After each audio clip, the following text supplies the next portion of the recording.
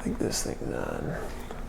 Hey, what's up? My name is Bruce. I started a company called Printavo.com about 9 years ago, and I wanted to share a ton of things that I've learned so far about running Printavo. Now, we're a bootstrapped software company. We deal in a B2B space. We actually help custom decorators manage their business.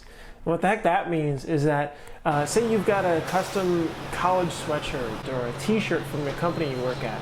Well, all of that kind of promotional product stuff is made at companies that are all around. They're pretty common, and we help screen printing and embroidery and promotional product and some signage companies just be able to keep track of their business. So step by step by step. I had got into it because in college, I went to the University of Illinois in Champaign-Urbana. When I was there, we were really into skateboarding and making clothes for skaters, and it was a lot of fun. And one of the skate shop owners actually asked us if we wanted to buy his screen printing equipment. And yeah, we said yes. And so we bought it all, we started printing, and at the time, Johnny Cupcakes was really hot, the Hundreds, and a couple of these other streetwear brands, and we wanted to do really custom apparel. But what happened right away is actually a ton of other people were asking us for custom apparel on campus. And so we just did a ton of printing for them and making their bar crawl shirts and sorority and Greek shirts and all that stuff. And then we needed software just to help us keep organized and keep everything step by step by step. The solutions out there were just so complicated. So we started working on Printavo to be able to help that. Now, I was working on Printavo for about 6 years on nights and weekends. Just keep working on it, keep pushing things forward, keep improving. And now we're a team of 22 based in Chicago, although we've been hiring around the nation. So with all that said, because we're still bootstrapped, I wanted to share a lot of pros and cons that I've learned from running this company. I think the first thing though to mention is that the word bootstrapping is only really for tech and the tech ecosystem, right? Because if outside of tech, if you start a cleaning company or a shoe repair shop or anything like that, you're not looking for VC and investment and all this other stuff, right? So we've kind of put this like bootstrap lifestyle type business name on it in the tech ecosystem, but it's not that. That's just what people do outside of it. They start a business and they keep working at it for long term, and it generates income for them or maybe their families, and they continue to grow or stay fairly the same size forever, and that's their job. Now, the other thing I wanted to preface though here is that I've worked at VC companies but never started one, so my opinion may be kind of biased as far as what we're doing and what we're focusing on. But I will say that the companies that I've worked at that were VC funded, there are some pretty good pros there. First of all, you have an ability to move really fast. I mean, when you get capital, you need to deploy it. You need to spend the dollars marketing or whatever you're supposed to be doing to be able to grow the business as fast as possible. And so because of that, that provides a lot of cool opportunities. You get to meet a ton of people. The networking is huge. And you can work with some really, really top, sharp people that can help progress your career as well. And you can be able to learn and pick up stuff 10x as quickly as you could a larger company or a company that wasn't VC funded because of the added pressure continuing to grow.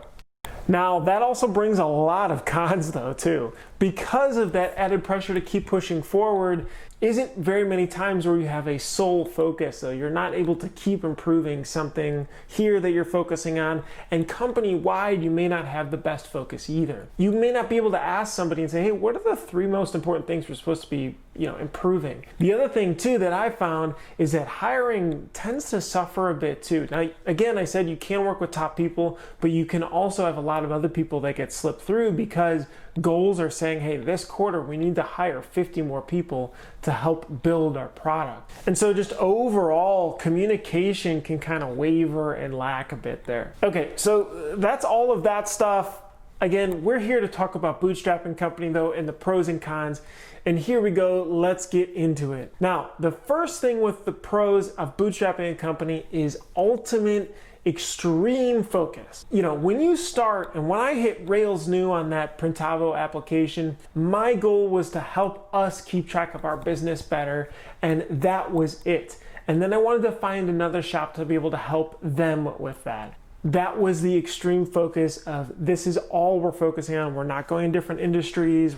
It's specifically for screen printing businesses to help them manage their company, right? Keep track and streamline their workflow. That is it. And that's all I focused on. And that's all we still focus on, to dive into our niche and keep going deeper and deeper and deeper. It's like getting a shovel, and instead of going horizontal and doing other different things, we're diving deeper into that hole. So because of this focus that comes back into the company on the product side, it really helps us focus in on the mission of the business and create a solid financial foundation too.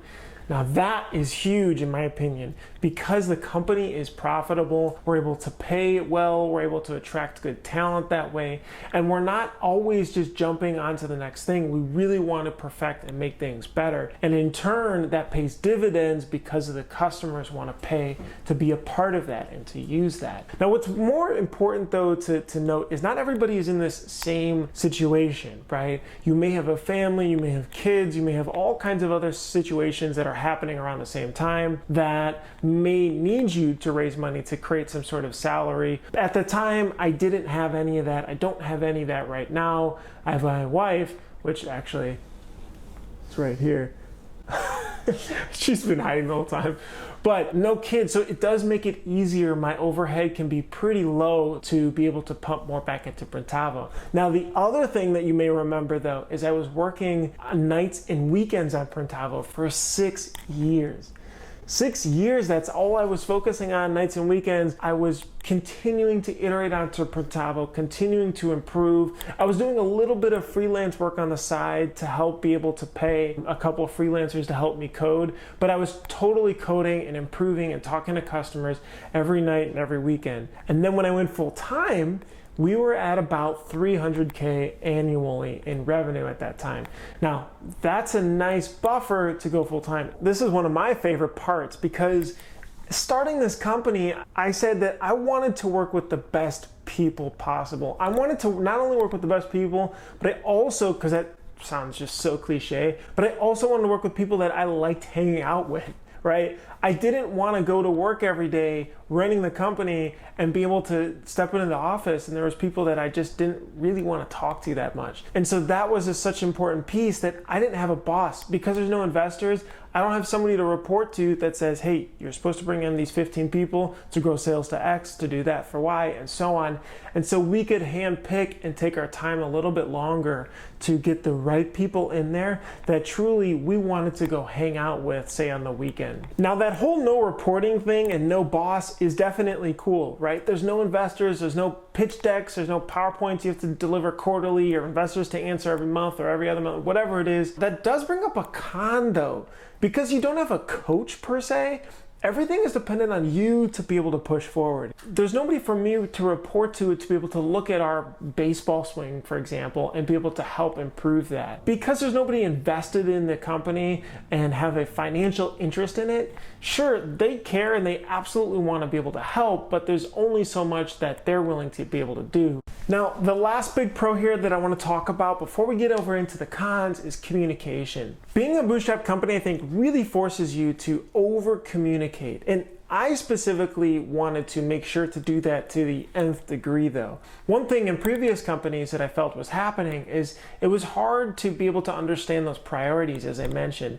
And so that's what I really push into us. And because we are slower moving, communication is easier to be able to funnel back into the team to make sure everybody's clear on priorities. Now, I've definitely got 4 big cons here that I want to be able to share with you guys of things that are in my specific experience. Now remember, every business is different. Your customers are different, your industry is different. Even if you're in the same space, the way you do things and get to your end goals and your success is completely different. The other thing is just speed.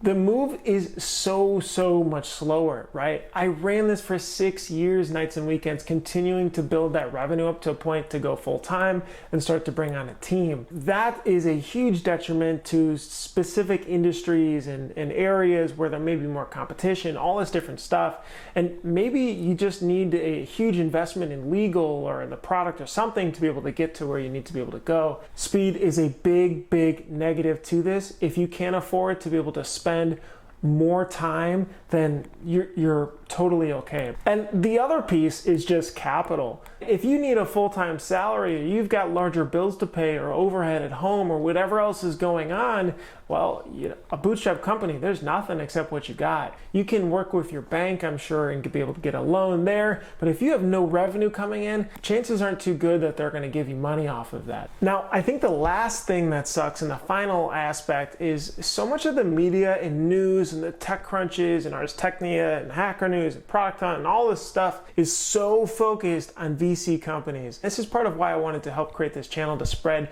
the little that we've learned and the things that we read about. But with all that said, I think it's an awesome journey. I'm just in love with being able to do this every day. It's crazy to be able to focus on truly your passion and really be able to focus in on your team and your customer and keep pushing that forward.